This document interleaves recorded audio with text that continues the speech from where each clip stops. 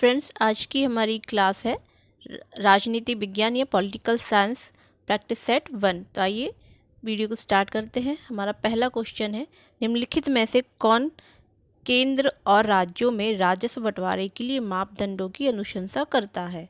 ए वित्त आयोग, बी अंतर्राज्यीय काउंसिल, सी केंद्रीय वित्त मंत्रालय या डी योजना आयोग। तो फ्रेंड्स, केंद्र और राज्यों में राजस्व बंटवारे के लिए मापदंडों की अनुशंसा वित्त आयोग करता है। इसका जो ए ऑप्शन है वो करेक्ट हो जाएगा। ए वित्त आयोग केंद्र और राज्यों में राजस्व बंटवारे के लिए मापदंडों की अनुशंसा करता है। संविधान का अनुच्छेद 280 प्रत्येक 5 वर्ष के अंतराल पर वित्त आयोग के गठन का प्रावधान करता है। किस अनुच्छेद के तहत करता है? अनुच्छेद 280 के तहत, 280 आर्टिकल 280 के तहत करता है वित्त आयोग का प्रावधान। ये संविधान में किया गया है। कब, कितने समय के लिए? प्रत्येक 5 वर्ष के अंतराल पर। इसका मुख्य कार्य संघ और राज्यों के बीच करों के शुद्ध आगमों के वितरण के बारे में और राज्यों के बीच ऐसे आगमों के आवंटन के तरीके के संबंध में राष्ट्रपति को सिफारिश प्रस्तुत करना है।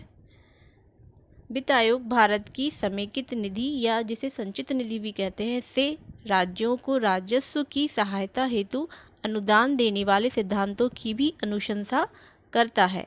यह अपनी रिपोर्ट राष्ट्रपति को सौंपता है। ये किसे सौंपता है अपनी रिपोर्ट? वित्त आयोग राष्ट्रपति को सौंपता है। ज्ञातव्य है कि पहले वित्त आयोग का गठन केसी नियोगी की अध्यक्षता में 22 नवंबर 1951 को किया गया था। देखिए फ्रेंड्स, प्रथम वित्त आयोग का गठन केसी नियोगी की अध्यक्षता में 22 नवंबर 1951 को किया गया था। 14वें वित्त आयोग के अध्यक्ष श्री वाई.बी. रेड्डी थे। 14वें आयोग के कौन थे? वाई.बी. रेड्डी। और 14वें वित्त आयोग की सिफारिशों की संदर्भ अवधि वर्ष 2015 से 2020 तक है। 14वें वित्त आयोग ने केंद्र के विभाज्य कर पूल में राज्यों की हिस्सेदारी को 32% से बढ़ाकर 42% करने की अनुशंसा की थी। यानी राज्यों की जो हिस्सेदारी को है 32% से बढ़ाकर 42% करने की अनुशंसा कौन से वित्त आयोग ने की थी? 14वें वित्त आयोग ने, यानी 15वें वित्त आयोग का गठन एन.के. सिंह की अध्यक्षता में किया गया है। इसकी सिफारिशें वर्ष 2020 से 2025 के कार्यकाल के लिए लागू रहेंगी। अभी कौन सा वित्त आयोग चल रहा है? 15वां वित्त आयोग। इसके अध्यक्ष है एन.के. सिंह और ये 2020 से 2025 तक के कार्यकाल के लिए लागू है। राज्य वित्त आयोग एक संवैधानिक संस्था है। राज्य वित्त आयोग भी एक संवैधानिक संस्था है। संविधान के अनुच्छेद 280 के तहत वित्त आयोग राष्ट्रपति द्वारा नियुक्त किए जाने वाले एक अध्यक्ष और 4 अन्य सदस्यों से मिलाकर के बनता है। अगला प्रश्न है, केंद्र एवं राज्यों के बीच वित्तीय विवादों के निपटारे हेतु मुख्य एजेंसी है। आपको वो एजेंसी बतानी है जो कि केंद्र एवं राज्यों के बीच यदि कोई विवाद हो जाता है तो उसे इसका निपटारा कौन करता है? ए सर्वोच्च न्यायालय, बी न्याय मंत्री, सी वित्त मंत्री, डी वित्त आयोग। तो इन चारों में से कौन करता है? तो इसका जो करेक्ट आंसर होगा फ्रेंड्स वो होगा ए सर्वोच्च न्यायालय केंद्र एवं राज्यों के बीच वित्तीय विवादों के निपटारण हेतु एक मुख्य एजेंसी का कार्य करती है। अगला प्रश्न है, राज्य वित्त आयोग के संबंध में निम्नलिखित कथनों में से कौन सा सही है? यानी कौन सा कथन सही है राज्य वित्त आयोग के बारे में? तो ये बताना है। ए यह एक अनौपचारिक संस्था है, या बी यह एक संवैधानिक संस्था है, या यह एक प्रशासनिक संस्था है, या डी उपरोक्त में से कोई नहीं। फिर तो ये जो राज्य वित्त आयोग है ये एक संवैधानिक संस्था होती है, क्योंकि जिसका संविधान में वर्णन होता है वो एक संवैधानिक संस्था होती है। अगला प्रश्न है, बजट की स्वीकृति के लिए कौन जिम्मेदार है? यानी बजट जो होता है फ्रेंड्स उसकी स्वीकृति के लिए कौन जिम्मेदार होता है? ए संसद, बी कार्यकारिणी, सी न्यायपालिका या डी राष्ट्रपति। तो फ्रेंड्स, बजट की स्वीकृति के लिए जो है वो संसद जिम्मेदार होता है। इसका ए ऑप्शन करेक्ट होगा। अगला प्रश्न है कि बजट के राजस्व अनुमान किसके द्वारा तैयार किए जाते हैं? ए वित्त आयोग, बी योजना आयोग, या सी केंद्रीय प्रत्यक्ष कर बोर्ड, या डी वित्त मंत्रालय।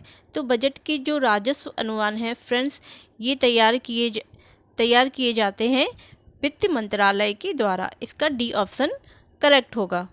अगला प्रश्न है कि जब सरकार आर्थिक, वित्तीय या व्यवसायिक कार्य करती है तो निम्न में क्या सामान्य रूप से स्थापित किया जाता है। यानी सरकार आर्थिक, वित्तीय या व्यवसायिक कार्य करने के लिए किस संस्था को स्थापित करती है। तो किसको स्थापित किया जाता है? ए विभाग, बी कंपनी, सी सार्वजनिक निगम, या डी मंडल। तो फ्रेंड्स, सरकार जब आर्थिक, वित्तीय या व्यवसायिक कार्य करती है तो सार्वजनिक निगम की स्थापना करती है। इसका सी ऑप्शन करेक्ट होगा।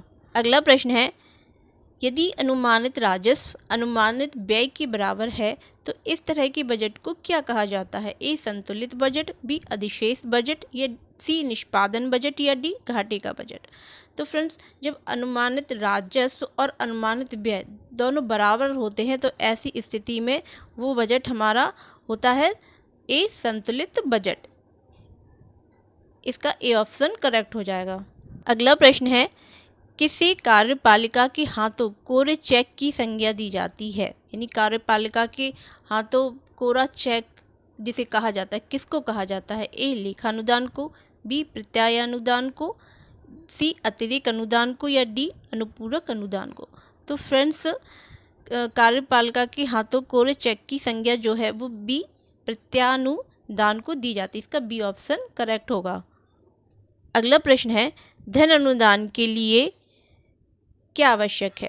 राष्ट्रपति की सहमति आवश्यक नहीं है, या बी राष्ट्रपति की पूर्व सहमति आवश्यक है, या सी उसके सफलतापूर्वक पास हो जाने के बाद सहमति आवश्यक है, या डी राज्यसभा किसी भी विधेयक को प्रस्तुत कर सकती है। तो इसका फ्रेंड्स बी ऑप्शन करेक्ट होगा। प्रश्न है, भारत की संचित निधि से धन निकासी का प्राधिकार प्राप्त होता है। यानी जो भारत की संचित निधि है उससे धन निकालने का प्राधिकार किसके पास है। ए भारत के राष्ट्रपति से, बी भारत की संसद से, या सी भारत के प्रधानमंत्री से, या डी केंद्रीय वित्त मंत्री से। फ्रेंड्स, भारत की संचित निधि से धन निकासी का प्राधिकार जो है भारत की संसद से प्राप्त होता है। इसका बी ऑप्शन करेक्ट होगा। अगला प्रश्न है, भारतीय संसद बजट के लेखा परीक्षण पर अपनी किस समिति द्वारा नियंत्रण रखती है। यानी जो बजट का जो लेखा जोखा होता है उस पर किस समिति के द्वारा नियंत्रण रखती है भारत की संसद। ए लोक लेखा समिति के द्वारा, बी प्राक्कलन समिति के द्वारा, सी राजकीय उद्यम समिति के द्वारा, या डी आश्वासन समिति के द्वारा। तो फ्रेंड्स, जो भारतीय संसद बजट के लेखा परीक्षण पर जो नियंत्रण रखती है वो लोक लेखा समिति के द्वारा रखती है। क्योंकि फ्रेंड्स, इस समिति का प्रमुख कार्य ही भारत सरकार के खर्चों की लेखा परीक्षा करना होता है। अगला प्रश्न है, योजना आयोग को प्रतिस्थापित करते हुए निम्नांकित में से किस दिन नीति आयोग अस्तित्व में आया। मतलब पहले कौन थी? योजना आयोग थी, फिर उसका बदल करके उसके स्थान पर नीति आयोग की स्थापना की गई। तो ये कब अस्तित्व में आया नीति आयोग, ये बताना है। ए 15 अगस्त 2014, बी 6 दिसंबर 2014, या 1 जनवरी 2015, या डी 26 जनवरी 2015। तो फ्रेंड्स, ये जो नीति आयोग योजना आयोग के स्थान पर जो आया वो सी 1 जनवरी 2015 को अस्तित्व में आया था। अगला प्रश्न है, योजना आयोग की स्थापना की गई, किसके द्वारा की गई योजना आयोग की स्थापना। ए राष्ट्रपति के द्वारा अध्यादेश जारी करके, या बी संसद द्वारा एक कानून बना करके, या सी संघीय मंत्रिपरिषद द्वारा एक विशेष प्रस्ताव पारित कर, या डी उपर्युक्त में से कोई नहीं। तो फ्रेंड्स, ये जो योजना आयोग की स्थापना की गई थी ये संघीय मंत्रिपरिषद द्वारा एक विशेष प्रस्ताव पारित करके की गई थी। इसका सी ऑप्शन करेक्ट होगा। अगला प्रश्न है, योजना आयोग का अध्यक्ष कौन होता है। ए राष्ट्रपति, बी प्रधानमंत्री, सी वित्त मंत्री, या डी रिजर्व बैंक का गवर्नर। तो फ्रेंड्स, योजना आयोग का जो अध्यक्ष होता है वो होता है बी प्रधानमंत्री योजना आयोग का अध्यक्ष होता है। अगला प्रश्न है, नीति आयोग के विषय में निम्नलिखित में से कौन सा एक सही नहीं है, यानी नीति आयोग के बारे में ये 4 कथन दिए गए हैं, कौन सा गलत स्टेटमेंट है ये हमें देखना है। ए है कि इसका गठन योजना आयोग के स्थान पर किया गया है, तो ये तो करेक्ट है फ्रेंड्स। दूसरा है बी है कि इसमें एक पूर्णकालिक अध्यक्ष होता है, अभी देखते हैं। तीसरा है इसका गठन जनवरी 2015 में किया गया था, तो ये भी करेक्ट है। चौथा है कि यह सरकार सहकारी संघवाद के सिद्धांत पर आधारित है, तो चौथा भी सही है। अब हमारा जो बी ऑप्शन है ये ही इनकरेक्ट है कि इसमें एक पूर्णकालिक अध्यक्ष होता है। नीति आयोग के विषय में विकल्प बी सही नहीं है, क्योंकि नीति आयोग का अध्यक्ष प्रधानमंत्री होता है, जो प्रधानमंत्री के कार्यकाल के साथ साथ बदलता रहता है, मतलब बदलता रहता है, कोई भी एक पूर्णकालिक अध्यक्ष नहीं होता है। जब जैसे भी प्रधानमंत्री चेंज हो जाएगा उसी तरह उसका नीति आयोग का अध्यक्ष भी चेंज हो जाएगा। नीति आयोग का गठन 1 जनवरी 2015 को योजना आयोग के स्थान पर किया गया, तो ये कथन भी सही है। यह सहकारी संघवाद के सिद्धांत पर आधारित है। अब कैसे है, क्योंकि अध्यक्ष, उपाध्यक्ष और 3 पूर्णकालिक सदस्यों के साथ भारत के विभिन्न राज्यों के साथ साथ पुदुचेरी एवं दिल्ली संघराज्य क्षेत्र के मुख्यमंत्री तथा अंडमान निकोबार द्वीप समूह संघ राज्य क्षेत्र के उपराज्यपाल को मिलाकर इसका गठन किया जाता है। तो फ्रेंड्स हमारा जो बी ऑप्शन है वही इनकरेक्ट होगा कि इसमें एक पूर्णकालिक सदस्य होता है इसका अध्यक्ष। अगला प्रश्न है, भारत में राष्ट्रीय विकास परिषद कब गठित की गई थी, ये बताना है। कब राष्ट्रीय विकास परिषद की स्थापना कब की गई थी? ए 26 जनवरी 1950 को, या बी 2 अक्टूबर 1950 को, या सी है कि 6 अगस्त 1951 को, या डी 6 अगस्त 1952 को। तो फ्रेंड्स भारतीय राष्ट्रीय विकास परिषद की स्थापना जो है वो 6 अगस्त 1952 को की गई थी। अगला प्रश्न है, राष्ट्रीय विकास परिषद क्या क्या कार्य करती है ये बताना है। पहला है कि राष्ट्रीय योजना की उन्नति पर चर्चा करती है, तो ये हमारा पहला वाला करेक्ट है कि राष्ट्रीय विकास परिषद राष्ट्रीय योजना की उन्नति पर चर्चा करती है। दूसरा है राष्ट्रीय योजना के उद्देश्यों की प्राप्ति के उपाय सुझाती है, तो ये भी करेक्ट है। तीसरा है कि राष्ट्रीय योजना निर्माण हेतु दिशा निर्देश प्रदान करती है, तो ये तीसरा वाला भी करेक्ट है। चौथा है कि योजना में धन आवंटन सुझाती है, तो ये इनकरेक्ट है, ये इसका काम नहीं है, ये काम है योजना आयोग का।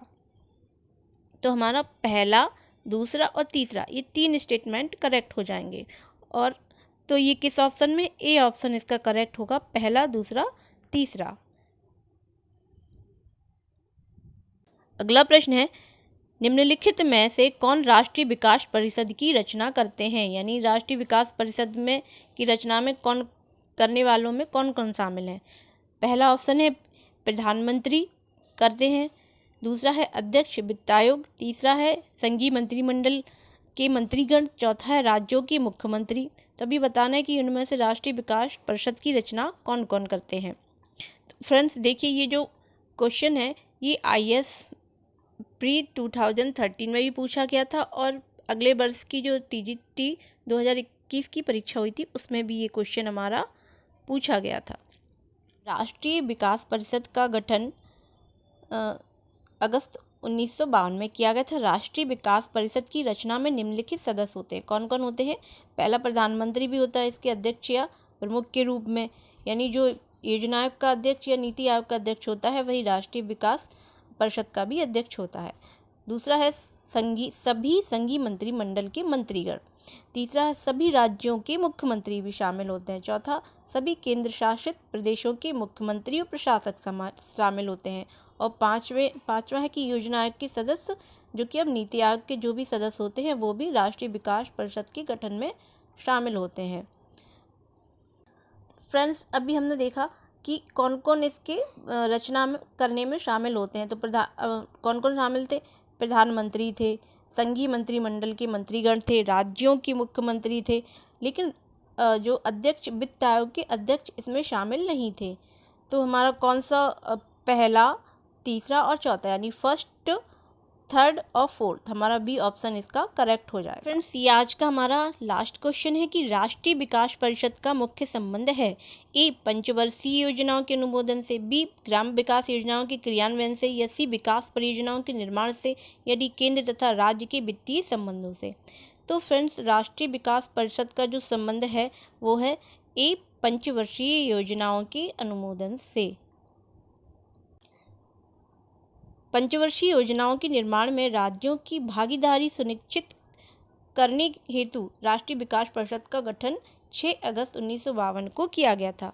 राष्ट्रीय विकास परिषद का अध्यक्ष प्रधानमंत्री होता है तथा सभी राज्यों के मुख्यमंत्री इसके सदस्य होते हैं। योजना आयोग का सचिव इसका भी पदेन सचिव होता है। इस योजना आयोग तथा राज्य सरकारों के बीच समन्वयकर्ता का कार्य राष्ट्रीय विकास परिषद करती है। फ्रेंड्स, अगर आपको हमारा वीडियो अच्छा लगा हो तो प्लीज़ लाइक, शेयर, कमेंट और हमारे चैनल रंजास क्लासेस को सब्सक्राइब जरूर कर लें। Thanks for watching.